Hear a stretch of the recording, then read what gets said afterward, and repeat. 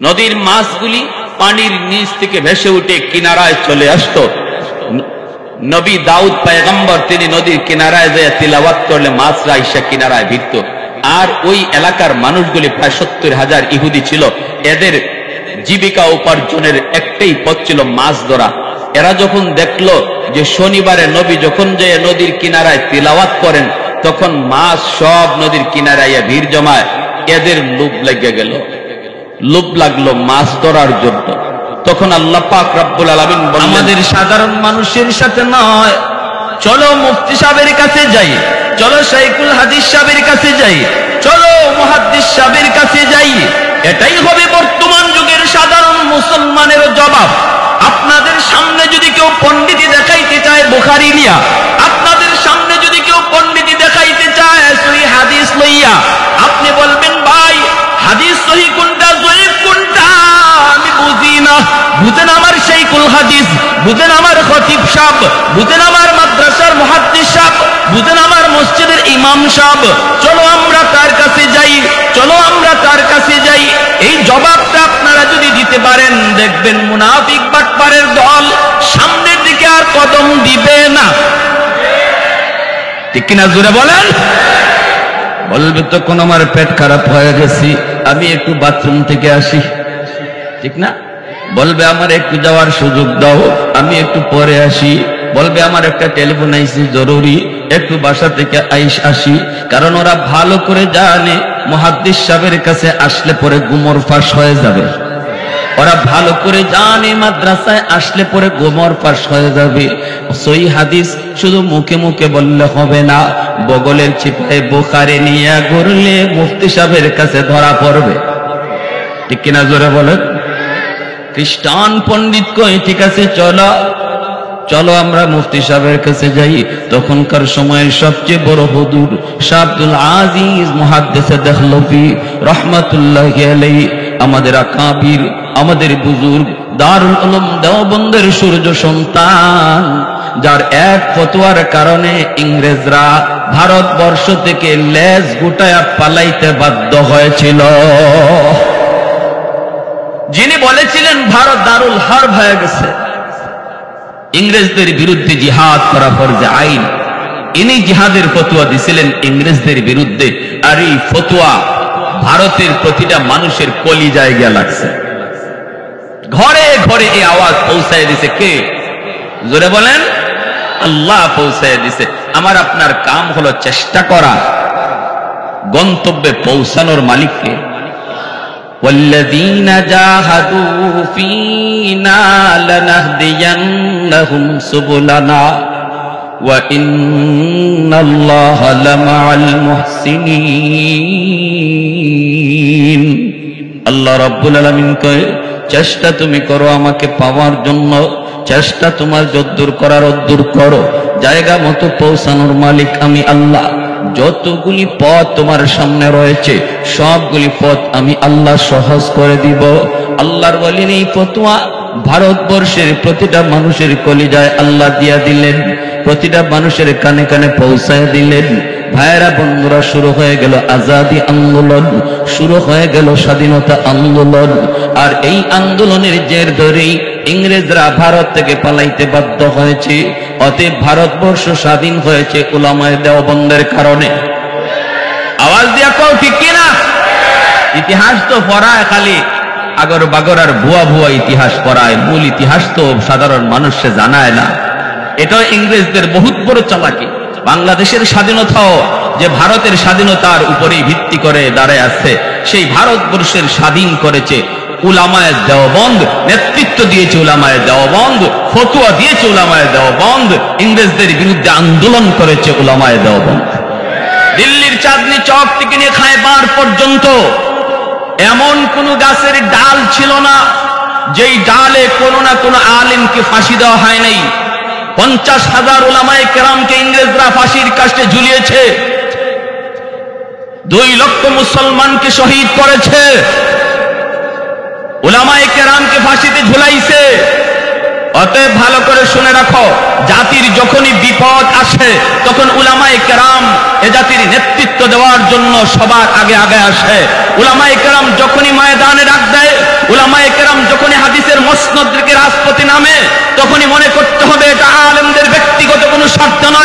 এই স্বার্থটা গোটা জাতির স্বার্থ, এই স্বার্থটা হলো গোটা মুসলিম উম্মার স্বার্থ, এই স্বার্থটা হলো গোটা দেশের স্বার্থ।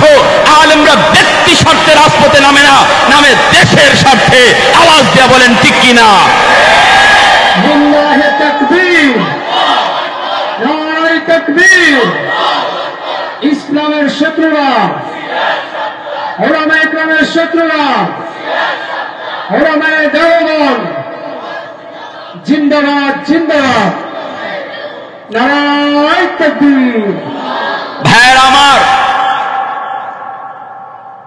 শাহ আব্দুল আজিজ মুহাদ্দিসে দেহলভী রাহমাতুল্লাহি আলাইহির কাছে এই খ্রিস্টান পণ্ডিতরে নিয়ে মুসলমানরা হাজির হইছে।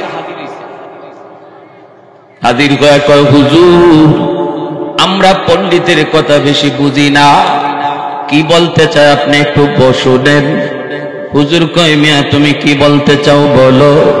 কয়, হুজুর আপনারা বলেন কোরআন সত্য, আপনারা বলেন ইসলাম ধর্ম সত্য, আমরা বলি ইঞ্জিল কিতাব সত্য, আমরা বলি খ্রিস্টান ধর্ম সত্য। বিতর্কের প্রয়োজন নাই, ঝগড়া করার কোনো প্রয়োজন নাই।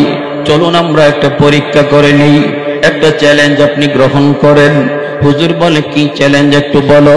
কই চ্যালেঞ্জটা হলো আগুন জ্বালাবো, আগুন জ্বালাবো, আর আগুনের ভিতরে আমার হাতের ইঞ্জিল আমি ফালাবো। এই যে আমি ইঞ্জিলের কপি নিয়ে আসছি, আপনারাও আপনাদের কোরআন আগুনের ভিতরে ফালাবেন। এরপরে প্রমাণ হবে কোন কিতাব জ্বলে আর কোন কিতাব জ্বলে না। আল্লাহর ওলি বলেন, আমি তোমার চ্যালেঞ্জ গ্রহণ করলাম। আরে কুজুরে বলেন আল্লাহু আকবার। আল্লাহর ওলি বলেন, আমি তোমার চ্যালেঞ্জ গ্রহণ করলাম। ঠিক আছে, তারিখ ধার্য করো, জায়গা ঠিক করো, মাইকিং করে জানায় দাও, হাজারো হাজারো মানুষের সমাগম ঘটাও। শুধু মুসলমান নয়, অমুসলমানদেরকেও দাওয়াত দাও। আওয়াজ দিয়ে জ্বালানো হয়ে গেল, মাইকিং করে ডেট ঠিক করা হলো, মানুষের কানে কানে পৌঁছে গেল। অসংখ্য গণিত মানুষ ওই তারিখে জায়গা মতো হাজির। বিধর্মীরাও হাজির হয়েছে দেখার জন্য। এটা তো দেখার মতো একটা জিনিস, দেখা যাবে আগুন কোন কিতাবরে জ্বালায়, কোন কিতাব কি জ্বালায় না। হাজারো মানুষের সমাগম। আল্লাহর ওলি মাইকটা হাতে নিয়ে বলেন, উপস্থিত জনতা শোনো, আমার ওই খ্রিস্টান ভাই চ্যালেঞ্জ ছুড়ে দিয়েছে, আগুনের ভিতরে সে তার হাতের ইঞ্জিলের কপি ফালাবে, আমিও আমাদের কোরআনকে আগুনের মধ্যে ফালাবো।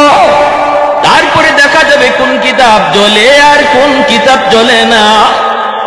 এতে করে প্রমাণ হবে ওই কিতাব সত্য, ওই ধর্ম সত্য, ওই ধর্মের মানুষ তারাও সত্য, এটা প্রমাণ হবে।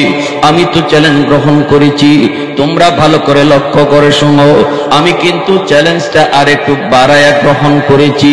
আমি একটু চ্যালেঞ্জটা আর একটু বাড়াইয়া, সে তো বলেছে ইঞ্জিল শুধু ফালাবে আর আমি শুধু কোরআন ফালাবো, কিন্তু আমি চ্যালেঞ্জ নিলাম, আমি কোরআন বুকে লইয়া আমি নিজে আগুনে ঝাঁপ দিব, সেও তার ইঞ্জিল বুকে লইয়া আগুনে ঝাঁপ দিবে। তখন দেখা যাবে আগুন কারে জ্বালায় কারে জ্বালায় না। আরে কুজুরে কন্যা সুবহানাল্লাহ।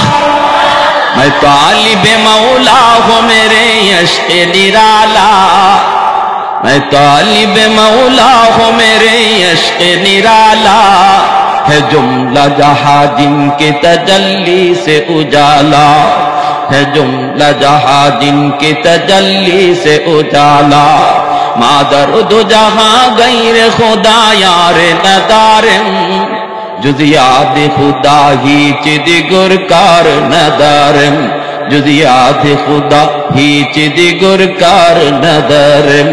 আল্লাহর ওলি যখন এত সুন্দর করে চ্যালেঞ্জটা ছুড়ে দিয়েছেন, সাথে সাথে মানুষ, সবাই মানুষ, উপস্থিত জনতা হাত উঁচু করে তারা সমর্থন দিয়া দিছে।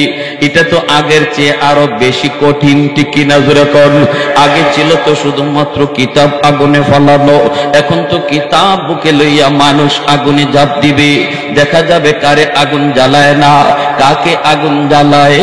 উপস্থিত জনতার সমর্থন দিয়া দিল। দেয় নাই শুধু একজন, যেই বাটপার চ্যালেঞ্জ নিয়ে আসছে তার পেটে মুচড় মারছে। কয় হুজুর আমি মাপ চাই, আমি এত বড় চ্যালেঞ্জ গ্রহণ করতে পারবো না। হুজুর আমি মাপ চাই, এত বড় চ্যালেঞ্জ আমি নিতে পারবো না। আল্লাহর ওলি বলেন আমি যদি পারি তুমি কেন পারবা না? আমার তো ইয়াকিন আছে কোরআন বুকে লইয়া আগুনে ঝাঁপ দিলে কোরআনও জ্বলবে না, আমিও জ্বলবো না, কারণ আমার কোরআন সত্য, আমি নিজেও সত্য। আর তুমি যদি মনে করো তোমার ইঞ্জিল সত্য, তাহলে ইঞ্জিল বুকে লইয়া আগুনে ঝাঁপ দিলে ইঞ্জিলও জ্বলবে না, তুমিও জ্বলবে না। কয় না হুজুর আমি মাপ চাই, আমি মাপ চাই, আমি মাপ চাই। আল্লাহর ওলি বলে কেন, কি জন্য? কয় দেখো পালানোর কোনো সুযোগ তুমি এখান থেকে পাবা না।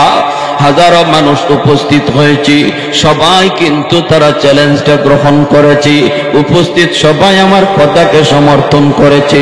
এখন তুমি পালানোর পথ খুঁজে পাবা না।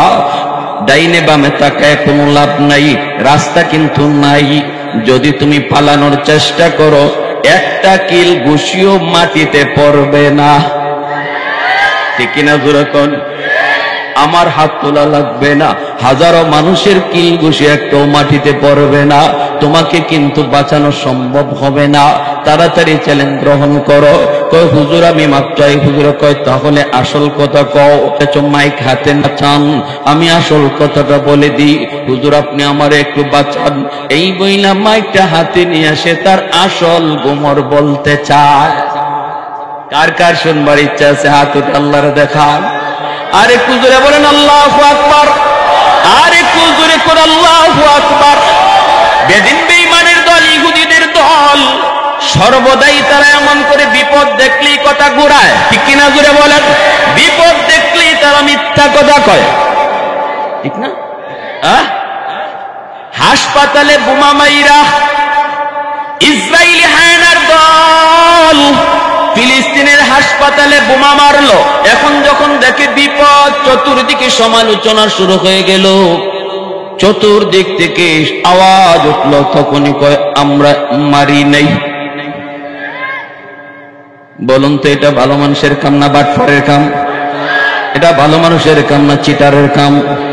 এটা ভালো মানুষের কাম না মুনাফিকের কাম? বাপের বেটা হইলে তুই কথায় ঠিক থাক, ঠিক কিনা? বাপের বেটা হইলে তুই কথায় ঠিক থাক।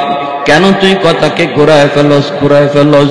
এটা এদের একদিনের স্বভাব না, এটা এদের বাপ দাদা থেকে পাইয়াছে এই স্বভাব, ঠিক কিনা? ঠিক কিনা? وَلَقَدْ عَلِمْتُمُ الَّذِينَ اعْتَدَوْا مِنكُمْ فِي السَّبْتِ فَقُلْنَا لَهُمْ كُونُوا قِرَدَةً خَاسِئِينَ। আল্লাহ পাক রব্বুল আলামিন কই শনিবারের ব্যাপারে ওরা সীমা লঙ্ঘন করেছে, আমি আল্লাহ ওদেরকে বানর বানায় দিয়েছি। এই বানরের গোষ্ঠী হলো ইহুদির গোষ্ঠী। আওয়াজ দিয়া বলেন ঠিক কিনা? ইহুদিদের পূর্বপুরুষকে বানর বানাইছে কে? আরো জোরে কে? আওয়াজ আসতে কেন? জোরে বলেন কে? আমাদের আওয়াজ যত উঁচু হবে দুশমনের আওয়াজ তত নিচু হবে। আমাদের আওয়াজ যত উঁচু হবে দুশমনের আওয়াজ তত নিচু হবে। অতএব আমাদের আওয়াজ নিচু করার আর সুযোগ নাই, আর ঘুমায় থাকার সুযোগ নাই, আর আমাদের গাফলতি থাকার সুযোগ নাই। এখনই জাগ্রত হওয়ার সময়, এখনই জিহাদের যাবার সময়। যদি আপনার কানে আওয়াজ আসে, ডাক আসে, যুবক ভারতের পাকিস্তান হইয়া ফিলিস্তিনে যাওয়ার সুযোগ বাংলাদেশ সরকার তোমাকে করে দিছে। ফিলিস্তিনের মুজাহিদদের পাশে দাঁড়াইতে কারা কারা প্রস্তুত দেখা?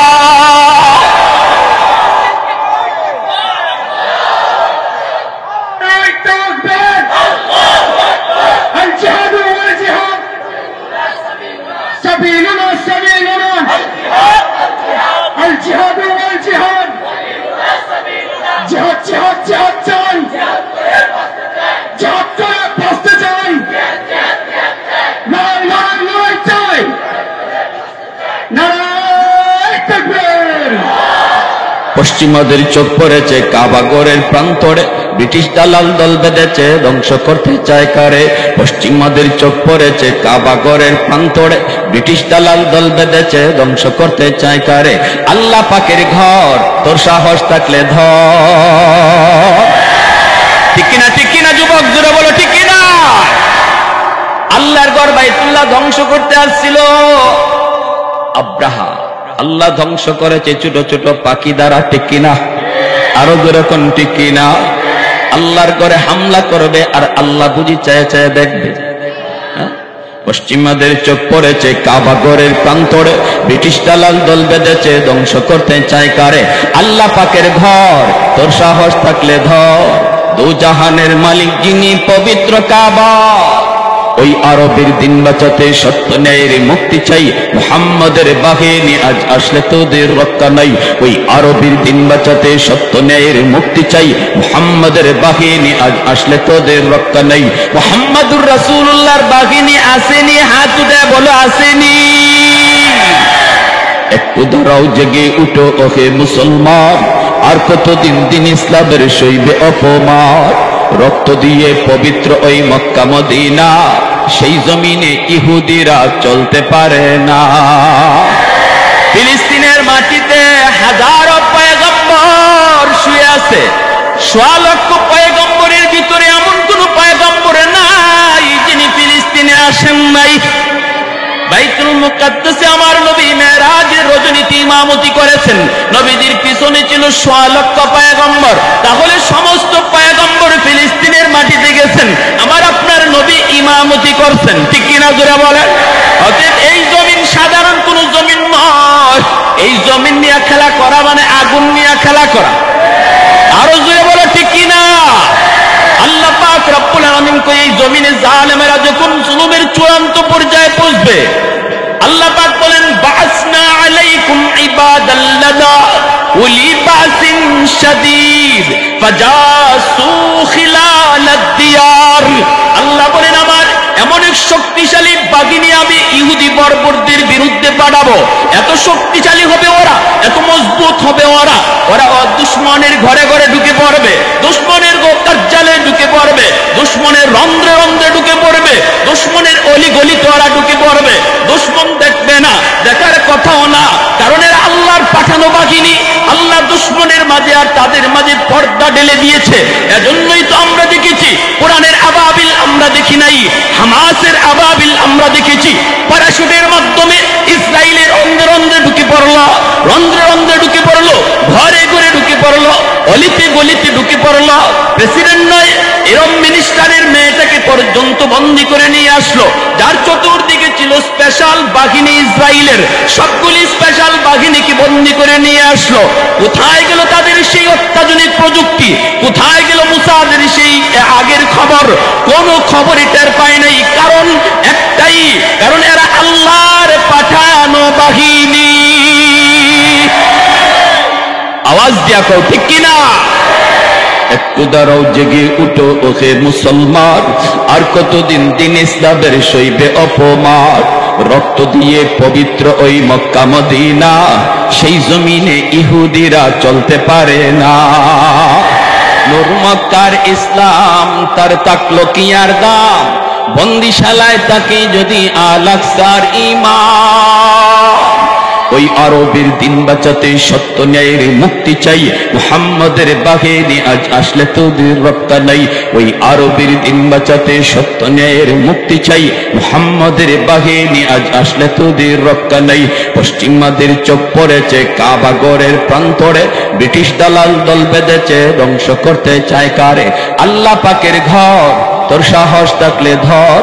দু জাহানের মালিক যিনি পবিত্র কাবা, ওই আরবের দিন বাঁচাতে সত্য ন্যায়ের মুক্তি চাই। মুহাম্মাদের বাহিনী আজ আসলে তোদের রক্ষা নাই। মুহাম্মাদুর রাসূলুল্লাহর বাহিনী এখানে কারা কারা হাত উঠে দেখাও আসেনি?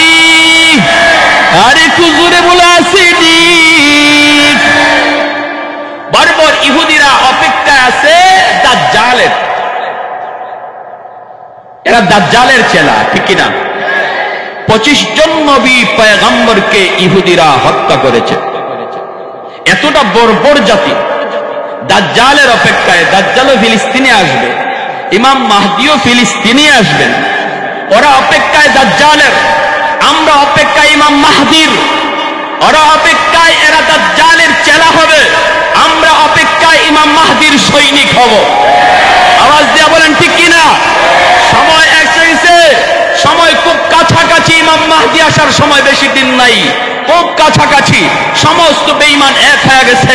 আমেরিকা তার পাওয়ার নিয়ে ইসরায়েলের পাশে হাজির হয়েছে, সমস্ত শক্তি নিয়ে হাজির হয়েছে। পৃথিবী দুই ভাগে ভাগ হয়ে গেছে, একদল জালেমের পক্ষে আর একদল মজলুমের পক্ষে। কিন্তু ভালো করে মনে রাখবা, জালেমের পক্ষে যত শক্তি থাকুক না কেন, মজলুমের পক্ষে আল্লাহ আছে। আওয়াজ দিয়ে এখন ঠিক কিনা? আমরা ইতিহাস দেখেছি, আল্লাহ যাদের সাথে ছিল তারা সংখ্যায় যদি কম হয়, বিজয় তাদেরই হয়েছে। ঠিক কিনা জোরে কোন? আল্লাহ যাদের সাথে ছিল বিজয় তাদেরই হয়েছে, বিজয় তাদেরই হয়েছে, বিজয় তাদেরই হবে ইনশাআল্লাহ। অতএব ভাইয়েরা বন্ধুরা, একটু মায়ের খাচ্ছে সাধারণ মুসলমান। আরে বাহাদুরি তোরা দেখাইবি যদি, তাহলে দেখাস না ওই বীর বাহাদুরদের সাথে, যারা তোদের ঘরে ঢুকে তোর বন্দি, তোর কমান্ডারকে গ্রেফতার করে বন্দি করে নিয়ে আসছে, যারা তোর অফিসে ঢুইকা তোদের এইরকম সৈন্যদেরকে বন্দি করে নিয়ে আসছে, যারা তোদের কলিজার ভিতরে ঢুইকা তাদের কলিজা তোদের নিয়ে আসছে। আমাদের সেই বীর বাহাদুরের সাথে যদি তোদের সম্ভব হয় বাহাদুরি দেখা, বাহাদুরি নিরস্ত্র মুসলমানের উপরে কেন? বাহাদুরি মুসলমানের শিশু বাচ্চার উপরে বম্বিং করে কেন? বাহাদুরি মুসলমানের নারীর উপরে হামলা করে কেন? এটা তো বাহাদুরি নয়, এটা হলো শিয়ালের কাজ, এটা বিড়ালের কাজ। ঠিক কিনা? নারায়ে তাকবীর। ইসরায়েলের আস্তানা ভেঙে দাও, গুড়িয়ে দাও। ইসরায়েলের তারাওয়ান হুঁশিয়ার সাবধান। নারায়ে তাকবীর। আমার ভাইয়েরা বন্ধুরা, এজন্য বলতেছিলাম একটু মনোযোগ দিয়ে শুনুন। দাউদ আলাইহিস সালামের জমানা, আল্লাহ পাক রব্বুল আলামিন বলেন, বন্ধু তুমি তোমার উম্মতকে জানায় দাও, তোমার জাবুর কিতাব তেলাওয়াত করার সময় নদীর মাছ তেলাওয়াত শোনার জন্য নদীর কিনারায় আসে। দাউদ আলাইহিস সালামের তেলাওয়াত এত সুন্দর ছিল, এত সুমধুর ছিল, ওনার তিলাওয়াতের মাধুরীতে বাতাস জায়গায় থেমে যেত। পাখিরা কাছে এসে জীবনের মায়া ভুলে যে তারেককে মেরে ফেলবে, কারে ধরবে, এই চিন্তাটা কোনো পশু পাখির থাকতো না। দাউদ আলাইহিস সালামের জাবুর কিতাবের তেলাওয়াতে মুগ্ধ হইয়া, পাগল হইয়া সে কাছে আইসা তারা তিলাওয়াত শুনত। ভুলে যেত জীবনের মায়া, ভুলে যেত প্রাণের ভয়। এত সুন্দর তিলাওয়াত আল্লাহ দাউদ আলাইহিস সালামকে আল্লাহ এত সুন্দর কণ্ঠ দিয়েছিলেন।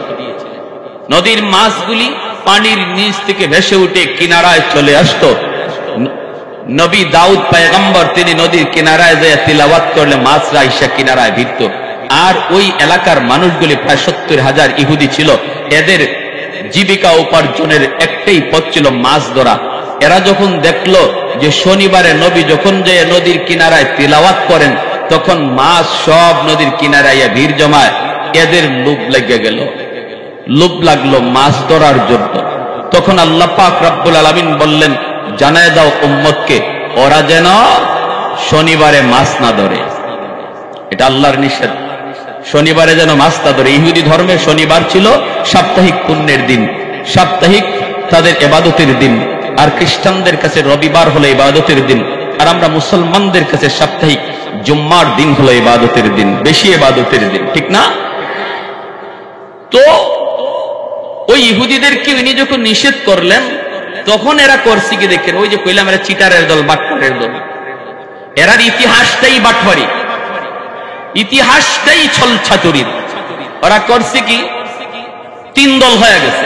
এক দলে কইতেছে এক কাজ করি, আমরা শনিবারে মাছ ধরবো না, কিন্তু আমরা মাছ আটকায় রাখবো জাল দিয়া।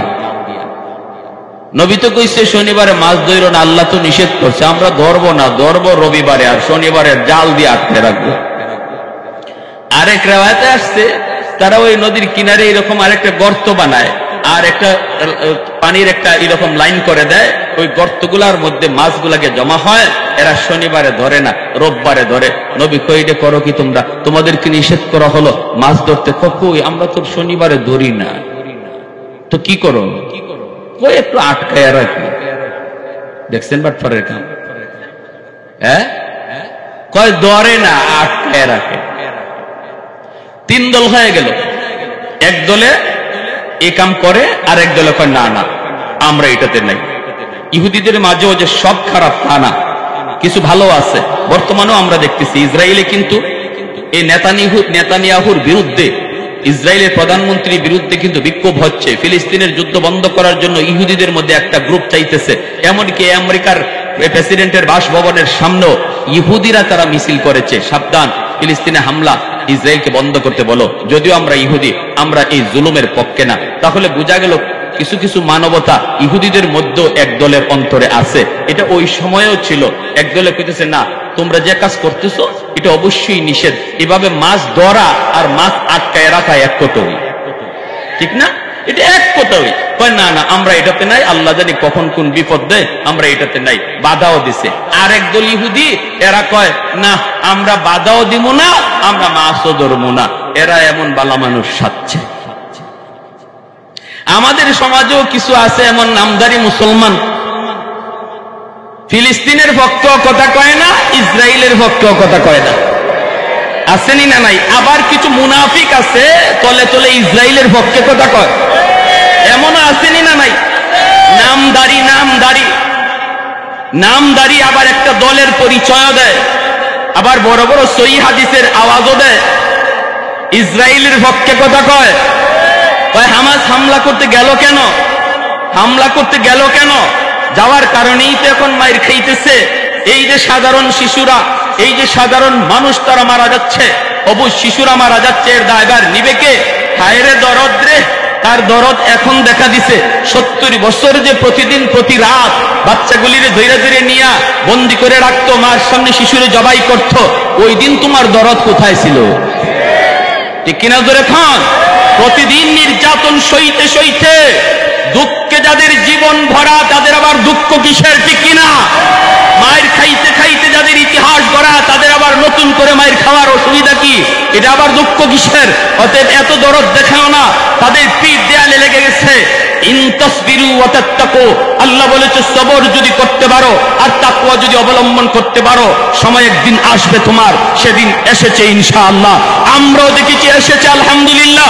হিজবুল্লাহ আর হামাসের মাধ্যমে আল্লাহ পাক রব্বুল আলামিনের গায়বী মদদের আমরা কিছু নমুনা দেখতে পাচ্ছি, ঠিক কিনা জোরে কর। এখন শুধু আমাদের আল্লাহকে খুশি করার পালা, আল্লাহর কাছে বেশি বেশি চোখের পানি ধরে কান্নাকাটি করার পালা। আল্লাহ আমাদের সুযোগ নাই যাওয়ার, কিন্তু মালিক যদি সুযোগ হয় আমরা যেতে প্রস্তুত। চোখের পানি ঝরায়া তাদের জন্য আল্লাহর কাছে সাহায্য চাওয়া। আল্লাহ বদরে তো তুমি সাহায্য করেছো, আল্লাহ তুমি আহজাবে সাহায্য করেছো, আল্লাহ তুমি মুতায় সাহায্য করেছো, আল্লাহ তুমি জায়গায় জায়গায় তোমার নবী নবীর সাহাবীদের সাহায্য করেছো। আল্লাহ এবার একটু তুমি তাদের দিকে তাকাও। আল্লাহ ওই শিশু বাচ্চাটার তো কোনো অপরাধ ছিল না, আল্লাহ অবুঝ শিশুটা সে তো জানতো না এই পৃথিবীতে কে তার দুশ্মন কে তার বন্ধু, কোনো পরিচয় তো সে জানে না। কি অপরাধ শিশু বাচ্চাটার? আল্লাহ ওই ফিলিস্তিনের অবুঝ শিশু বাচ্চাগুলির কান্নার দিকে একটু তাকাও। আল্লাহ আর কত কান্না তুমি বাচ্চাদের শুনবা, এই কথা বইলে চোখের পানি ঝরায়া ঝরায়া আল্লাহ পাকের কুদরতি দিলটা নরম করে দেওয়া, এটা হলো বাঙালি মুসলমান আমাদের কাম, ঠিক কিনা জোরে কর। যদি আল্লাহর দিল নরম হয়ে যায়, আল্লাহ যদি সাহায্য পাঠায়, তাহলে দেখতে পাবে বদরের মতো, ঠিক কিনা? বদরে যারা বন্দী হয়েছে কই কিরি তোরা আমাদেরকে বন্দী করস নাই তো, বন্দী করছে কেডা? তাহলে আরে হঠাৎ করে দেখি আকাশ থেকে ঘোড়ার উপরে সোয়ার হইয়া সাদা পোশাকধারী একদল বাহিনী তারা আমাদের সামনে নামছে, নেই আমাদের বুকটার মধ্যে তীর ধরছে আর কয় সাথে সাথে তলোয়ারটা ফালাইয়া দে, নইলে এদিক থেকে ওই ফের করে ফেলবো। এই আওয়াজ পাওয়া মাত্রই আমরা অস্ত্র হাত থেকে ফালাইয়া দিছি, আমরা তীর মারার জন্য রেডি হয়েছি। দেখি পিছন দিকে কে আমার বুকের মধ্যে পিঠের মধ্যে তলোয়ার ধরে কয় হাত থেকে তীরটা ফালাইয়া দে, নইলে এখনই তোর গর্দান আলাদা করে ফেলবো। তোমরা দেখো নাই, আমরা দেখেছি। আর দেখেছি ইবলিস, যে ইবলিস বদরে বলেছ ইন্নী জারুল লাকুম, আমি তোমাদের সাথে আছি। যেভাবে আমেরিকা আজকে ইসরায়েলকে বলতেছে আমি তোদের পাশে আছি, কোনো ভয় নাই। বদরে ইবলিসও বলেছিল আমি তোদের সাথে আছি। আবু জাহেল কোনো টেনশন নাই, কোনো টেনশন নাই, আমি ইবলিস সাথে আছি। কিন্তু কিছুক্ষণ পরেই যখন দেখে অদৃশ্য বাহিনী আকাশ থেকে নামতেছে, তখন ইবলিসে কয় ইন্নী আরা মা লা তারাউন, আমি যা দেখতেছি তোরা তা দেখোস না। ইন্নী আখাফুল্লাহ, আমি আল্লাহরে ডরানির মতো ডরাই। তাই আমি যা দেখতেছি তোরা তা দেখোস না। ইবলিস ভাগ্যে যায়। তখন আবু জাহেলে কয় কি ও চাচা, আপনি জানগাকে সাহায্য করার জন্য আপনি ওয়াদা দিলেন জানগাকে। কয় বেটা বাতিজা তাড়াতাড়ি রাস্তা দেখা, আমি যা দেখতেছি তোরা এটা দেখোস না। ঠিক কিনা?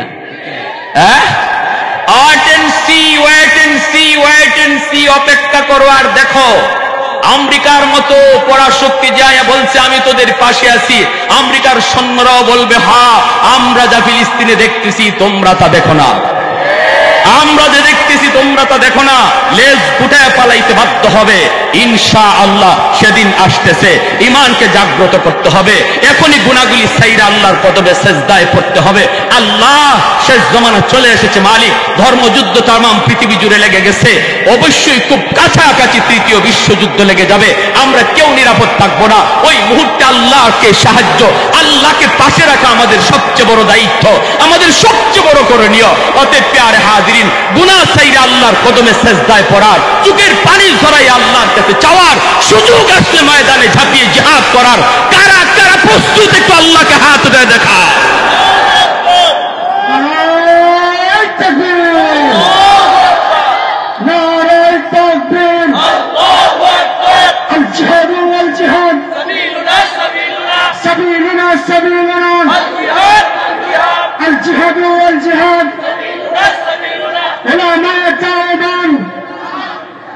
जिंदाबाद जिंदाबाद अलकोने आओ घरे घरे चलो फिलिस्तीन फिलिस्तीन जिंदाबाद जिंदाबाद एक्शन एक्शन अलमेकर एक्शन छात्र जनता एक्शन हमासर एक्शन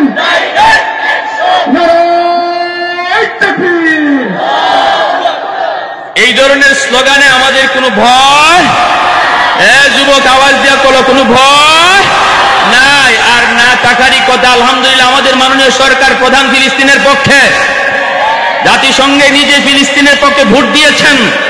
আমেরিকার রক্তচক্ষুর কোনো পরোয়া করেন নাই, না না কোনো পরাশক্তির পরোয়া করেন নাই, পরাশক্তির পরোয়া করেন নাই। অতএব আমরা নিশ্চিন্তে নির্ভয়ে স্লোগান দিতে রাজি আছি ইনশাআল্লাহ। আমাদের আওয়াজ তো আল্লাহ পর্যন্ত পৌঁছবে, যদিও ইসরায়েল না শুনে। চেষ্টা তো আমাদের যদ্দুর অদ্দুর করতে হবে, ঠিক কিনা? ইব্রাহিম আলাইহিস সালামকে নমরুদ আগুনে ফালায় দিল। 1 মাস পর্যন্ত শুধু কাঠ সংগ্রহ করলো। প্রত্যেকটা জনগণকে নমরুদ বলল যে তোমরা প্রত্যেকেই 1 মণ করে কাঠ দিতে হবে, তাও শাল কাঠ। এই শাল কাঠে আগুন ধরাবো। 1 মাস পর্যন্ত হাজার হাজার মানুষ এরকম মনের মন কাঠ সংগ্রহ কইরা ইব্রাহিম আলাইহিস সালামকে এই আগুনে ফালাবে। এরপরে তেল ঢালছে, তেল ডাইরা আগুন দিছে। 2 মাইল 2.5 মাইল পর্যন্ত আগুনের তেজ উপরে উঠছে। এত বড় আগুনে ইব্রাহিম আলাইহিস সালামকে ফালাইছে। আর ওই মুহূর্তে এই আগুন নিবাইব কেডা? ফায়ার সার্ভিসের পক্ষে আগুন নিবানো সম্ভব না। এত পাওয়ারফুল আগুন নমরুদ জ্বালাইছে। এক ব্যঙ্গে কয় আল্লাহ আমার তো বালা লাগতেছে না, আল্লাহ আমার একটু সুযোগ দিবানি, আমি আগুনটা নিভাই দিব। আল্লাহ পাক তোর কাছে কি ফায়ার সার্ভিস আছে? আল্লাহ ফায়ার সার্ভিস নাই, কিন্তু আমার যদ্দূর চেষ্টা করার এর দূর তো আমি করতে পারবো। আল্লাহ তুমি যদি বলো সাগরের সবগুলা পানি তুই এই নদী থেকে ওই সাগর থেকে ওই সাগরে ফালা, আল্লাহ আমি পারি না পারি, তুমি আদেশ করলে আমি তো চেষ্টা করতে পারবো। আল্লাহ পাক রব্বুল আলামিন কইতে নাও তোমার চেষ্টা করার সুযোগ দিলাম। হে সাগরে গেছে, নদীতে গেছে, গিয়া ব্যাঙ্গে মুখ দিয়ে ফেট বইরে পানি খাইছে। এই পানি খাইয়া ব্যাঙ্গের ফেটে আর পানি কদ্দুর আমার এই এদ্দুর পানি লইয়া আইসে, আইয়া ওই এই আগুনের মধ্যে, নমরুদের জ্বালানো আগুনের মধ্যে পেশাব করে দিছে।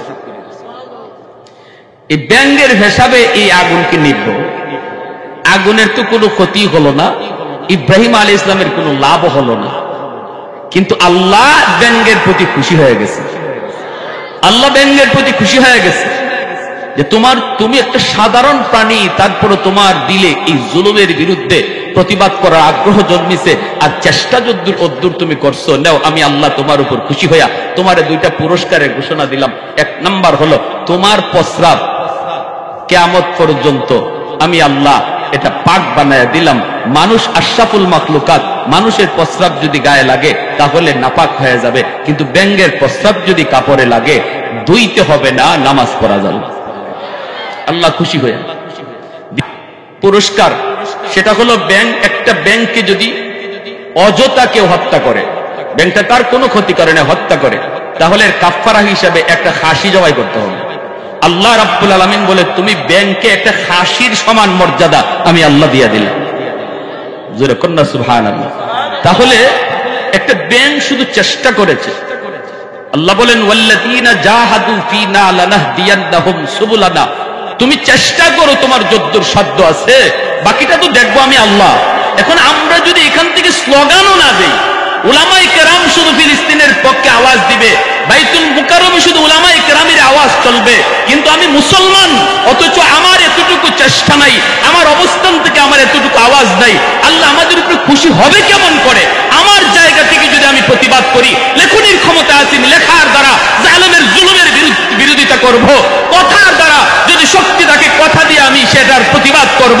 আমি যেখানে আছি, যে চেয়ারে বসে আছি, এখান থেকে যদ্দূর করণীয় আমি করব, বাকিটা করার দায়িত্ব নেবেন কে? ঘরে বসে থাকলে আল্লাহ পাক রব্বুল আলামিন পারতেন না বন্ধু বদরে তোমার যাওয়ার দরকারই নেই, আমি আল্লাহ দেখতেছি, এই কথা আল্লাহ পারতেন না বলতেন? আল্লাহ বলতে পারতেন না তার হাবিবকে, বন্ধু কে এর দরকার আছে তুমি বদরে যাওয়ার, তুমি ঘরে বসে থাকো, আমি ফেরেশতা পাঠাইতেছি। কিন্তু না, আল্লাহ পাক বলেন বন্ধু চেষ্টা তো করো, চেষ্টা তো করো, বাকিটা দেখবো আমি আল্লাহ। এজন্য আমাদের চেষ্টা আছে না? আমাদের চেষ্টা আছে না? আমাদের প্রত্যেকের মনে আগ্রহ আছে না? আছে তো ইনশাআল্লাহ। আমাদের মাননীয় সরকার প্রধান যেহেতু তিনি পক্ষে, জুলুমের বিপক্ষে, জালেমের বিপক্ষে, যদি কোনোদিন সুযোগ করে দেওয়া হয় তাহলে প্রস্তুত কারা কারা? ইনশাআল্লাহ সবাই প্রস্তুত ইনশাআল্লাহ। আল্লাহ তুমি আমাদের হাতটাকে দেখো মালিক, আমরা দিল থেকে বলতেছি মালিক, মরতে তো হবেই একদিন, সাধারণ বিছানায় মরণ আমরা চাই না। আল্লাহ আমাদের মরণ যখন আছেই, কুল লা ইউসিবানা ইল্লা মা কাতাবাল্লাহু লানা, আল্লাহ আমরা শাহাদাতের মরণ চাই, আমরা শাহাদাতের মরণ চাই। আল্লাহ আমাদের সুযোগ দিলে আমরা এই জিহাদে যাইতে প্রস্তুত ইনশাআল্লাহ। আল্লাহ কবুল করো, জোরে কোন আমিন। डरते नहीं दुनिया में मुसलमानों किसी से, डरते नहीं दुनिया में मुसलमानों किसी से, जब मिल गई है दौलत ईमान नबी से। ऐ मर्द मुसलमान ही तो मर्द मुसलमान, एक हाथ में तलवार है एक हाथ में कुरान। ऐ मर्द मुसलमान ही तो डरती किसी है, दुश्मन की मकाबिल तेरा नारा ये तकबीर है, दुश्मन की मकाबिल तेरा नारा ये तकबीर है। अल्लाहु আকবার। জিহাদের ময়দানে খালিদ বিন ওয়ালিদ দুশমন হলো 40,000, তারা মাত্র 40 জন। এরপরও দুশমন পরাজিত হয়, খালিদ বিন ওয়ালিদের হাতে বন্দী হয়। কি রে তোরা এত বেশি কেমন করে বন্দী হলে? কাফেররা কয় তোদের অস্ত্রের কারণে আমরা পরাজিত হই নাই। মুসলমান ময়দানে যে নারায়ে তাকবীরের আওয়াজ তুলে, যখনই ময়দানে মুসলমানের নারায়ে তাকবীরের আওয়াজ উঠে, তখনই আমাদের কলিজার ভিতরে ভয় ঢুকে যায়। এমনকি একজন বন্দী কয়, আমি নিজের চোখে দেখছি আমাদের কয়েকজন সৈন্যের অন্ডকোষ জয়রা পড়ে গেছে। মুসলমানের নারায়ে তাকবীরের আওয়াজ, নারায়ে তাকবীরের পাওয়ারের ভিতরে আল্লাহ এত শক্তি রেখে দিয়েছে। অতএব আজকে আমরা আমাদেরকে চিনি না, বিদায় আজকে আমাদের এত বড় পরাজয়, এত বড় পরাজয়। এজন্য ভাইরা বন্ধুরা একটু মনোযোগ দিয়ে শুনেন, দাউদ আলাইহিস সালামের ওই জমানায় ইহুদি 3 দলে বিভক্ত হয়ে গেল। এক দল কয় না আমরা বিরোধিতাও করব না, আমরা অন্যায় করব না। আল্লাহ পাক রব্বুল আলামিন ওই 2 দল, যেই 2 দলের ভিতরে এক দল জুলুমের মধ্যে শিকার আছিল, আর যারা নীরব আছিল বাধাও দেয় নাই, এই 2 দলকে আল্লাহ পাক রব্বুল আলামিন বানর বানায় দিছে। কি বানায় দিছে জোরে কোন? সকালবেলা তারা যারা এই খারাপ কাজ করে নাই, আল্লাহর বিরোধিতা করে নাই, আবার এদের সাপোর্টও করে নাই, বাধা দিছে, কই না রে এমনটা করিস না। এরপরও যখন মানে না, ওরা পার্টিশন দিয়া দিচ্ছে, কই তোরা তোদের জায়গায়, আমরা আমাদের জায়গায়, না না আমরা তোদের সাথে একত্রে থাকতে রাজি না। তখন জানি আসমানি গজব নামে।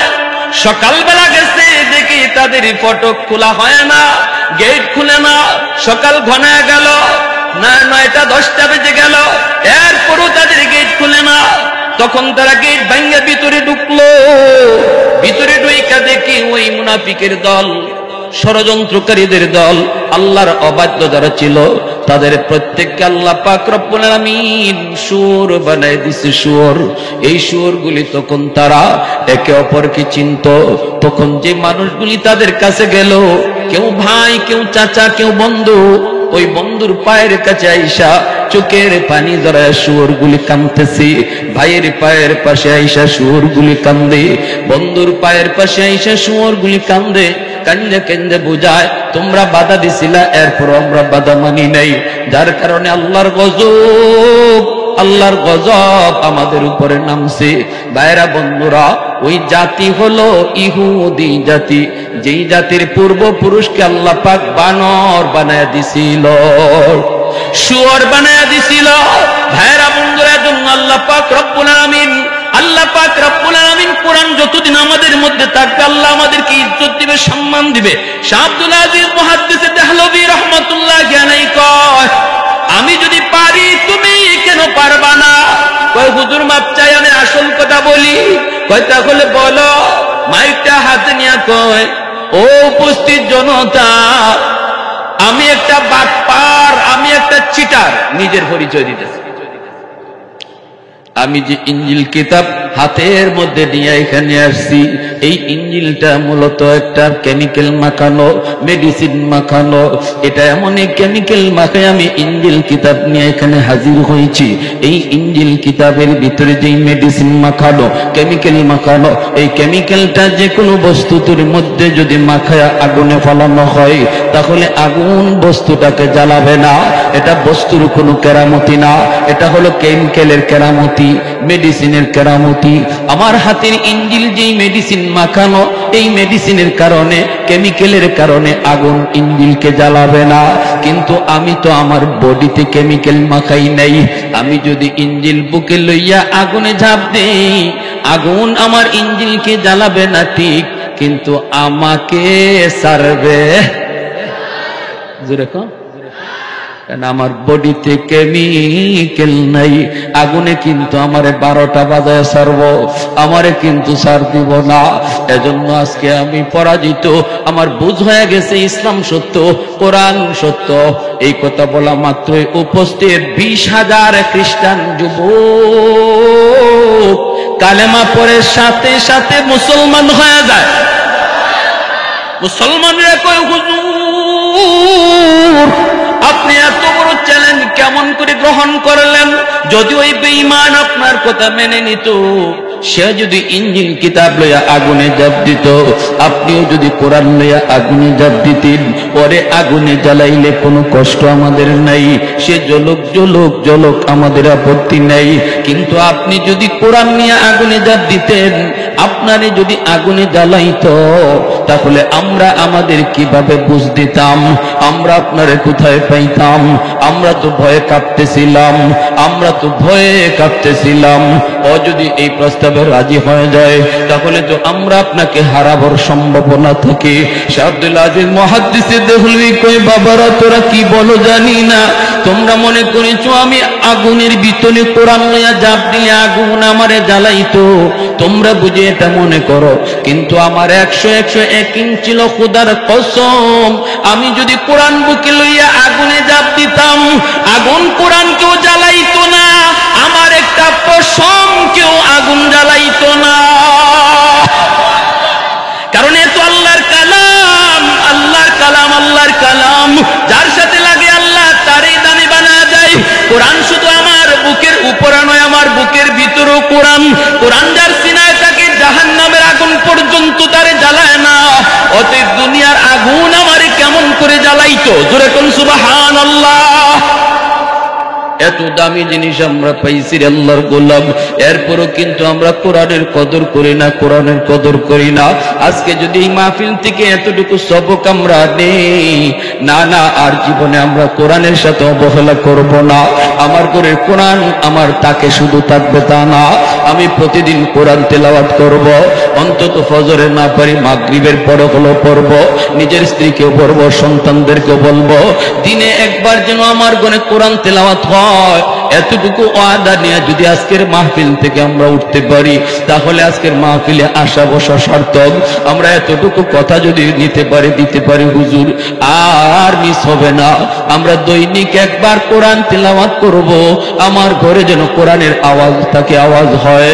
ভাইরা, আর কোরআন যেই ঘরে অবহেলায় আছে, আজকেই যদি যাই আমরা সিদ্ধান্ত নেই, আগামী কাল আমি টেইলারের কাছে যাইয়া কাপড় দিয়া আল্লাহর কালামের এরম বস্তনি বানাবো, আর আমি কোরআনকে অবহেলায় রাখবো না, আমার মালিকের কালামকে ধুলাবালি দ্বারা অবহেলায় রাখবো না। তাহলে ভাইরা আজকে আশা বসা সার্থক, আল্লাহ খুশি হবে। আমার আপনার আগামী দিন কোরআন নির্ভর হয়ে আসতেছে, যার মধ্যে কোরআন থাকবে আল্লাহর সাহায্য তার সাথে থাকবে। কারা কারা এই ওয়াদাটা দিতে রাজি আছে? হাত থেকে আল্লাহরে দেখা। আল্লাহ তুমি কবুল করো, যেরকম আমিন, আরো যেরকম আমিন। কোরআনের খাতিরে একজন ভাই বলেন, হুজুর আমি 5,000 টাকা আমার মালিকের কোরআনের ইজ্জতের খাতিরে আমি 5,000 টাকা লেখাইলাম। আল্লাহ যেন আমার ঘরে, আল্লাহ পাক যেন আমার ঘরে রহমত বরকত দেয়, আমি যেন আজীবন কোরআন তেলাওয়াত করতে পারি, আমার আওলাদ থেকে আল্লাহ যেন হাফেজ আলেম কবুল করে। একজন ভাইও উঠবেন না, তাহলে কিন্তু আমি কষ্ট পাবো। আমি বহু দূর থেকে বহু দূর যাব, সিলেট যাব, মুসাফির। এজন্য আপনার জন্য খাস করে দোয়া করব। যুবক একজন ভাই মার নামে বাবার নামে 5,000 টাকা লেখান, একটু ওয়াদা করেন আগামী রমজানে আপনি দিয়ে দিবেন। আল্লাহ যেন আপনাকে রমজানে বরকত দেয়, ব্যবসা বাণিজ্যে যেন বরকত দেয়, আপনার আব্বা আম্মার কবরে যেন সন্তানের দানের কবর আল্লাহ নগদ পৌঁছায় দেয়। একজন ভাই সবার আগে